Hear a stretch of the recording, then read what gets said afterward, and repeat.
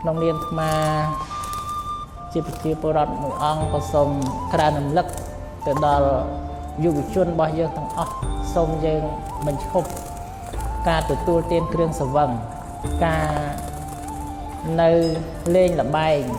ដែលជាល្បែងស៊ីសងជាអបាយមុខចាក់ឆ្នោតក្តីលេងបៀក្តីលេងអីក៏ដោយឲ្យតែល្បែងដែលល្បែងទាំងអស់នោះនាំឲ្យយើងខាតបង់ខាតប្រយោជន៍វិនិច្ឆ័យអស់ទ្រព្យអស់សម្បត្តិទីមួយយើងត្រូវចាញ់គេអស់ទ្រព្យសម្បត្តិនៅក្នុងកលតិសៈប្រទេសដែលកំពុងតែមានសង្គ្រាមហើយមួយទៀតគឺ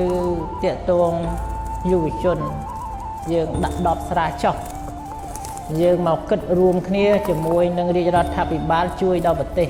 របស់យើងដែលកំពុងតែមានសង្គ្រាមនេះត្រូវការកម្លាំងយុវជនរបស់យើងរួមសាមគ្គីរួមជួយគ្នាមកភាពខ្ញុំកណាអង្គមកភាពដឹងថាយើងឈឺចាប់រួមគ្នាហើយប៉ុន្តែជាការក្រើនរំលឹកថាយើងត្រូវដាក់ដបស្រាចុះទាំងអស់គ្នាយើងត្រូវរួម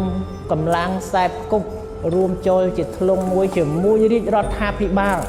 របស់យើងឲ្យបានជាកម្លាំងខ្លាំងដើម្បីតតាំងទប់ទល់ជាមួយនឹងសត្រូវដែលមកបៀតបៀនមកប្លន់មកធ្វើឲ្យបងប្អូនវីរៈកងទ័ព